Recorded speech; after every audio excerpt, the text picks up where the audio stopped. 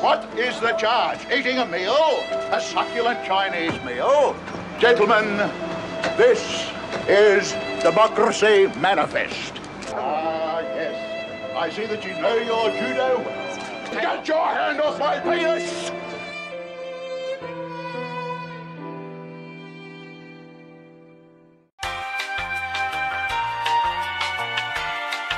It's well known that Australia is a country rich in natural resources. Things such as iron, coal, asbestos, and natural gases, just to name a few. But you see, not all countries have the same access to these naturally occurring materials that we do. So our government pays big mining companies to come in, collect it all, and then ship it off overseas for a massive profit, leaving us with the scraps. But you see, these natural resources aren't the only things that we export overseas, because we also export one of our native creatures, the bogan. Now, while it is true that we export bogans all over the world, the most common place for bogan exportation is the nation of Indonesia, and more specifically, Bali. Anyway, that's enough waffle for now, because it's time to get into Australia's favourite and most chaotic holiday destination in the world, Bali.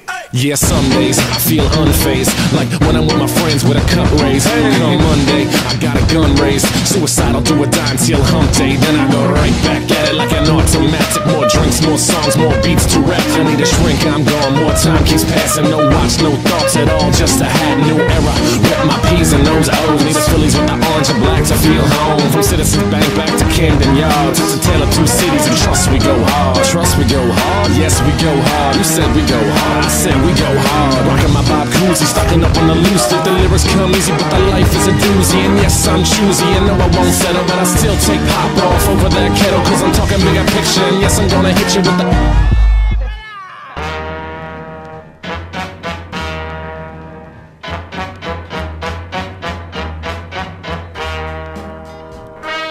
Now, the first question that you may be asking is why choose Bali? Well, the reason for that is very simple. Price. Cheap flights, cheap alcohol, and cheap cigarettes are the three things that most Australians look for in a holiday. But first up, we'll start off with the cheap flights. Now, there are many different airlines that'll fly from anywhere in Australia direct to Bali, but if you want the full Aussie bogan experience, you gotta fly with Jetstar. You see, the only logical reason that you should fly Qantas over Jetstar to Bali is because of the free drinks. But you see, that doesn't make any sense, because the Qantas flight is $150 more expensive. So the most logical thing to do, and what most people do, is save the $150 and then spend it all at duty free. But while you're on the computer looking for the cheapest standing room only flight to Bali, you may as well open up another tab, type in this URL and hit that subscribe button, and you may even get a discount. Anyway, now let's say by some miracle you made it to your destination without getting kicked off the flight, turned around at the Indonesian customs for using a fake passport, or sentenced to life in an Indonesian prison for getting caught smuggling drugs in a boogie board. Next step is to pay the Bali tourist tax. Now, this tourist tax is only recently brought in, which is fair enough, because us Australians have cost the Indonesian government a whole lot of money. Now, while this tourist tax is only a whopping 15 Australian dollars, according to the comments on this Facebook post, that's enough to make a lot of people want to boycott Bali and head to Thailand instead. Anyway, with all of those formalities out of the way, it's time to get into the fun stuff. And that, of course, is the holiday itself. Now, to get to this point in the video, you would have had to have watched the montage that I put in the intro. And for those keen-eyed viewers, you would have noticed that a major part of that montage is the hired motorbikes. You see, the best part about going to a country like Bali from Australia would have to be the relaxed attitude to the road rules that we miss out on at home. Now, I personally haven't been to Bali, but I doubt that there's much more to hiring a motorbike than having to pay the security deposit, which means that pretty much anyone in any state of sobriety can hop behind the handlebars and cause absolute mayhem. Now, you may be asking, how do I know this? You see, I've put many minutes of research into this video, and one of the videos I came across in particular was this one that I'll play right now. Hey mate, are you right to drive? What are you doing driving the bike? I'm blind. Now if this video doesn't tell you everything that you need to know about the Bali road rules, then I don't know what will. Anyway, that's enough about the morons on motorbikes, because now it's time to move on to one of the most unavoidable parts of every Bali trip ever taken. Bali belly. Now for those of you who don't know what Bali belly is, basically it's a sickness caused by bacteria that'll have you spewing and pooing for about a week straight. And hearing that may leave you wondering, where do you even get it from?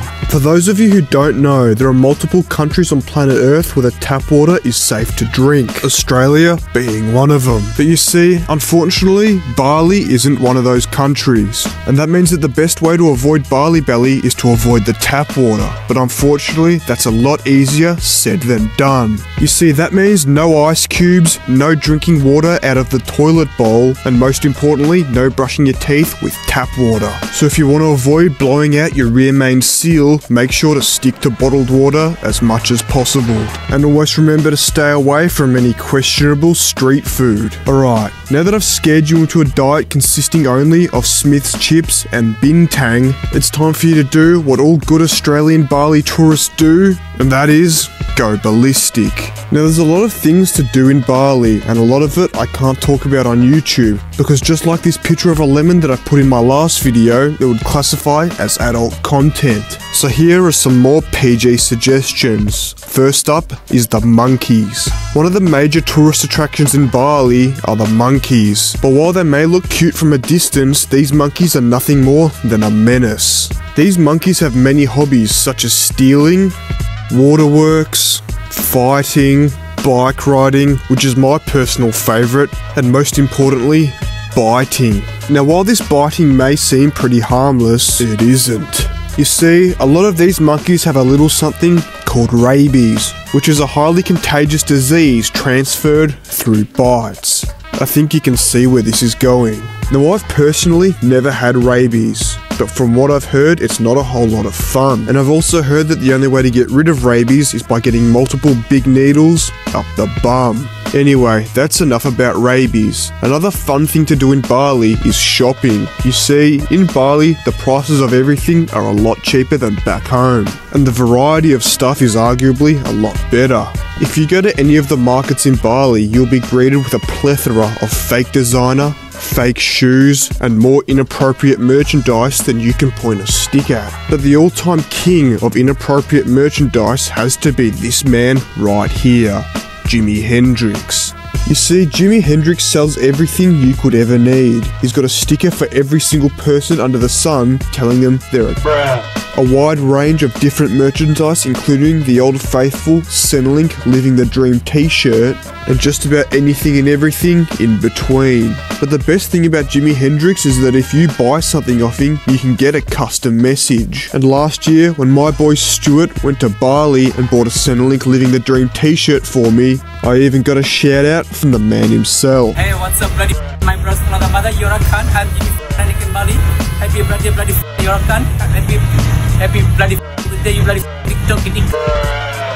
Now Jimi Hendrix has been going viral for the last year or so, thanks to his flawless adaptation to the Australian local dialect. Now thanks to this explosion in newfound fame and popularity, he's been inundated with tight asses rocking up to his shop for a video and not buying anything. So if you ever come across Jimi Hendrix in your Bali travels, make sure to be nice to him, buy something, and you may even get a shout out in return. Now all good things must come to an end, including this video, but not just yet, because first we've got to get into the end of the Bali trip. So by some miracle, if you haven't been deported yet and you're not serving a life sentence in a Balinese prison, it's time to head on home. But before you do that, you're going to make sure to go around and buy as many cigarettes as possible and stuff your suitcase to the brim with them. Anyway, after you've done that, it's time to jump in a taxi and head off to the Bali airport. Now this part of the journey is even more nerve-wracking than the inevitable suitcase strip search, simply due to the fact that you don't know if your standing room only Jetstar flight has been cancelled or not. Now at this point only two things can happen,